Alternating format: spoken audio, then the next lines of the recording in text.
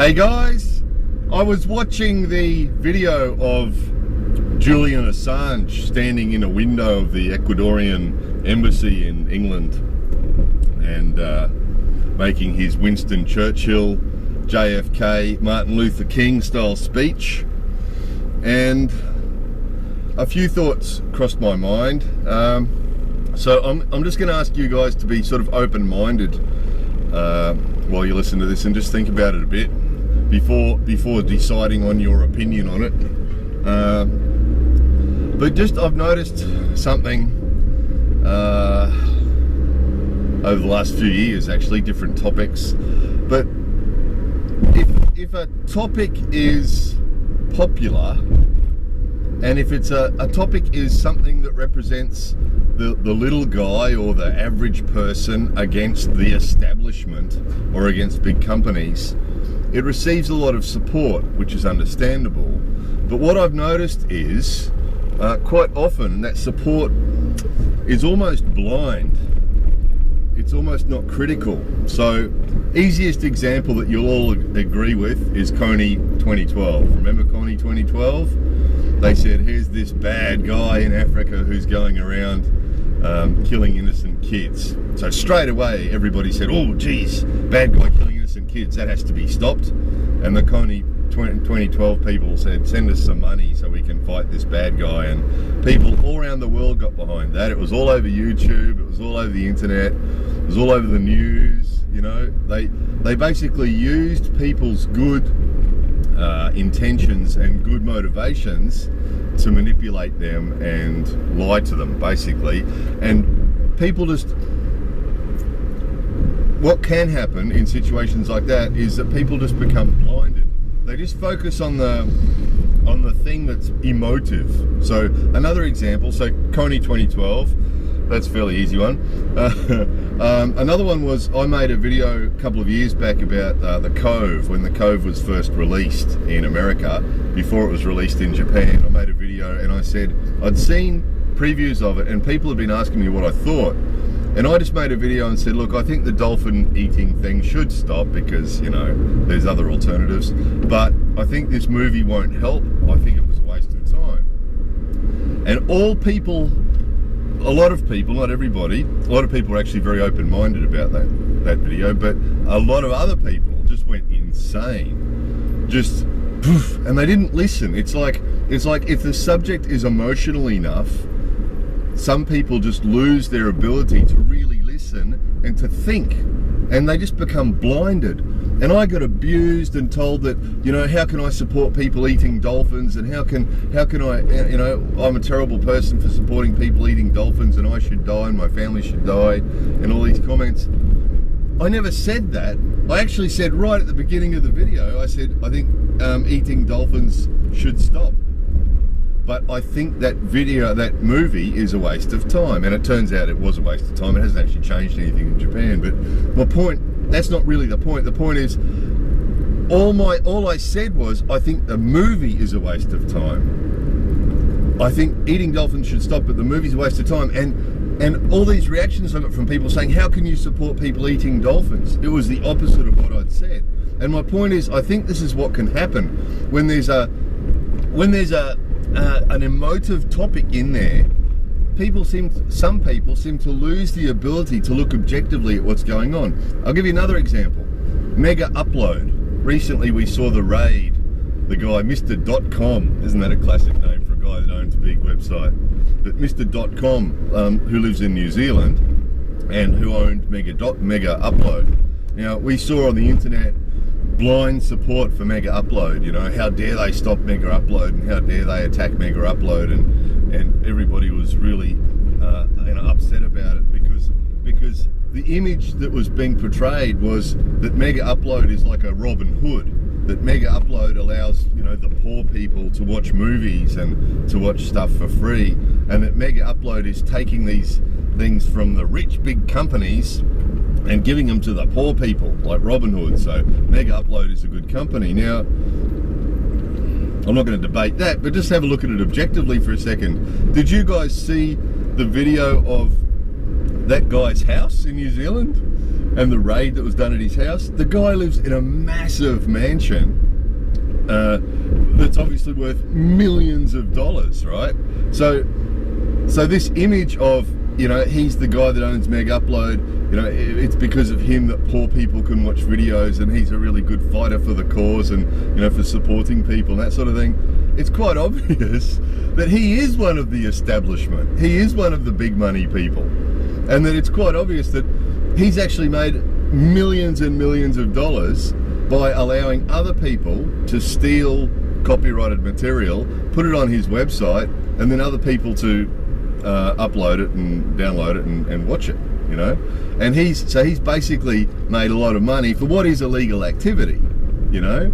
And so he is one of the rich people. So this idea of, you know, he will, you know, he's a fighter, that he's a Robin Hood and all that sort of thing, it's not true. Look at it, you know, look at those videos on YouTube, you can see for yourself. Look where he's living. You know, it's quite obvious why he did it.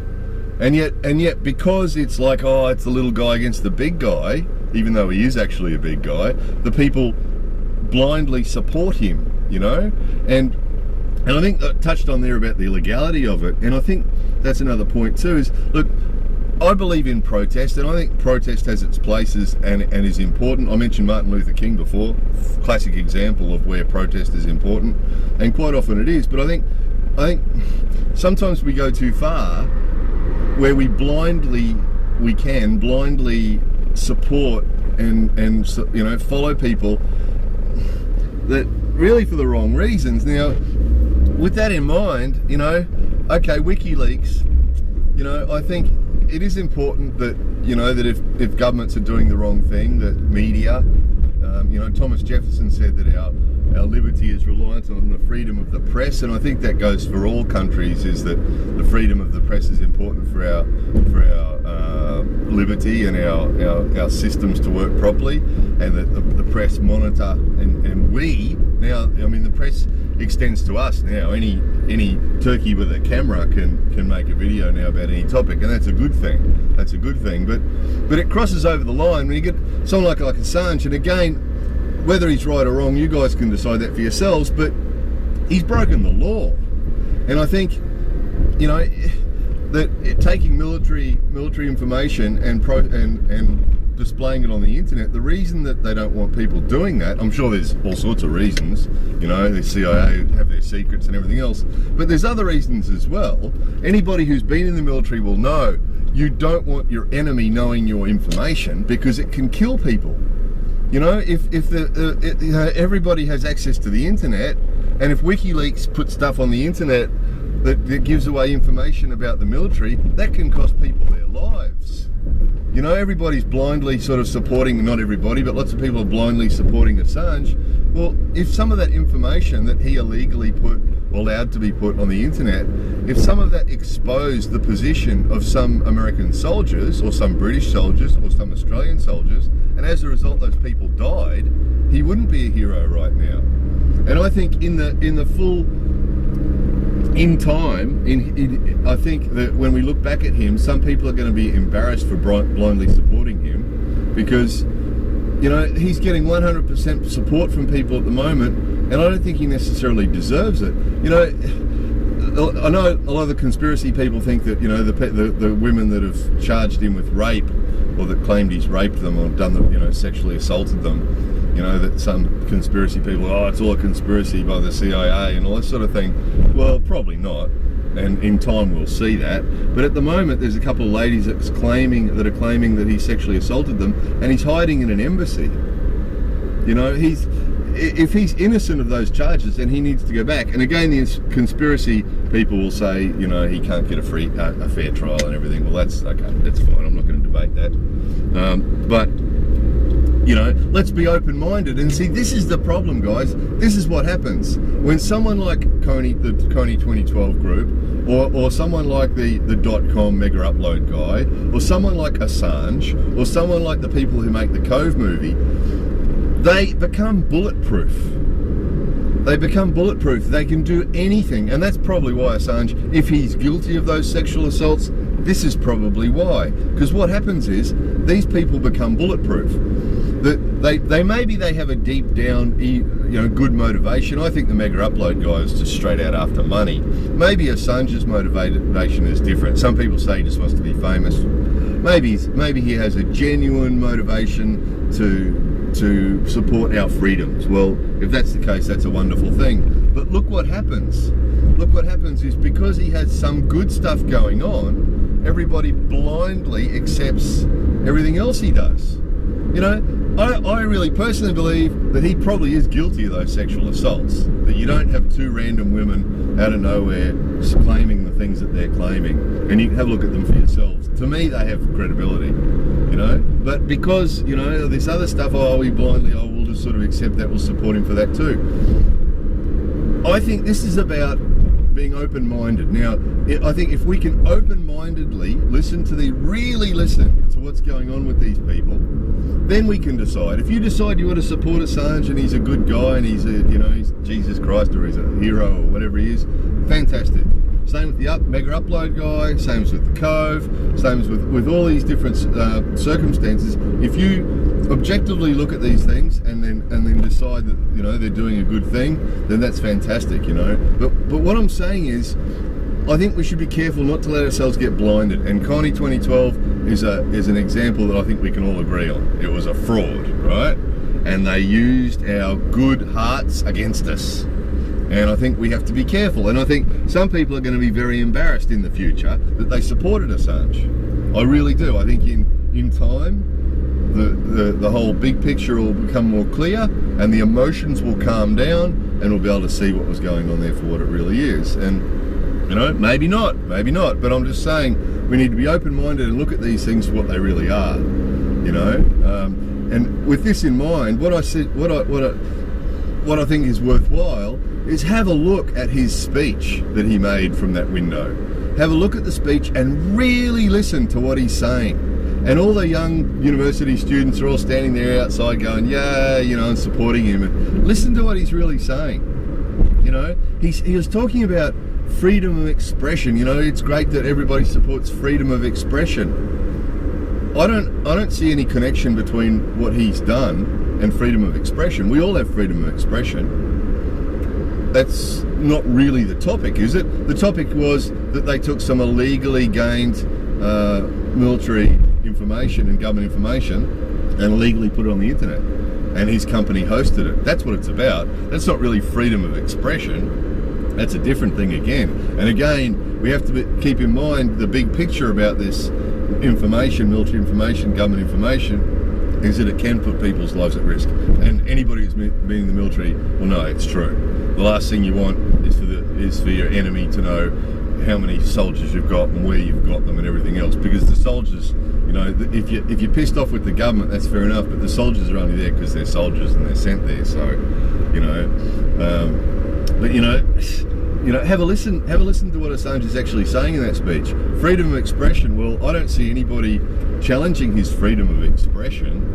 It's not really what the topic's about. He also then talks about there's a big part of his speech is about the consulate rights and freedoms and so on, that the Geneva Agreement about consulates, so that you can go and hide in an embassy and people can't come and get you. And he really went on about that because obviously that's really important to him. At the moment he's trying to keep big support for that consular embassy thing because he knows that if they go in and get him, that he'll have to go and stand trial in Sweden and face up to the other things with the law. And again, I know the conspiracy theorists don't trust the law and they think that it's all a big conspiracy, manipulation, government and the law, and you can't get rights and freedoms and legal, all the rest of it. But other people believe that the legal systems do pretty much work, and particularly when you've got the world watching. I think it's pretty hard for there to be a big legal conspiracy when the whole world's watching. And I really think it would go towards his credibility a lot if he'd stand trial. If he'd go to Sweden, stand trial for the sexual assaults, and go to America and stand trial for what he's done. It's all very well, and I think guys like Martin Luther King and people like that, they broke the law sometimes in their protests and so on, but they were prepared to take the penalty for it. They were prepared to be arrested. And I think this is the difference, is that if you're going to protest and do these things, then you have to be prepared to take the consequences. And the real heroes in history, if you look at them, they stood up and they were prepared to put themselves on the line, and they could end up in jail, or they could end up killed, or they could end up something like that. They didn't stand up and do something and then run away, which is what Assange has done. And for that reason, he doesn't get a lot of respect from me, because it's like, well, he's not really a hero. All these people that are treating him like a hero, well, really? What's he really done? You know, he's done these things around the world and then run away, and he's hiding in an embassy. Well, you know, if he really believes in drawing attention to these things and really wants to you know, stand up for what's right, well, stand up. You know, stand up, go to court and stand up and let the world defend you, and you know, in the full view of what's going on and all the facts. But hiding in an embassy, you know, watch that. I just say, watch that video again. Watch that video again. Watch what's happening there. The manipulation of the people is what's happening. Watch what's happening. Listen to what he really says. You know, with an open mind. Really listen to what he's saying. If at the end of it you still think he's a hero and you still support him, then that's fantastic. But just, you know, I encourage, and for the next Assange, for the next Coney, for the next Cove, for the next mega upload, you know, the next time one of these popular things hits the media, let's objectively look at what's going on and really listen and see what's happening. That mega upload guy's laughing at us. You know, he's basically allowed stuff to be stolen and sold on his website, and he's made a lot of money from that. And then when he's got caught, because he's breaking the law, when he's got caught and made to face it, the whole world's supporting him like he's a hero. He's one of the big guys. He's not fighting for the little guy against the big guys. He is a big guy. He's got more money than the rest of us put together. So anyway, I hope that was a little bit thought-provoking, and I'll be interested to hear your opinions. More videos coming soon.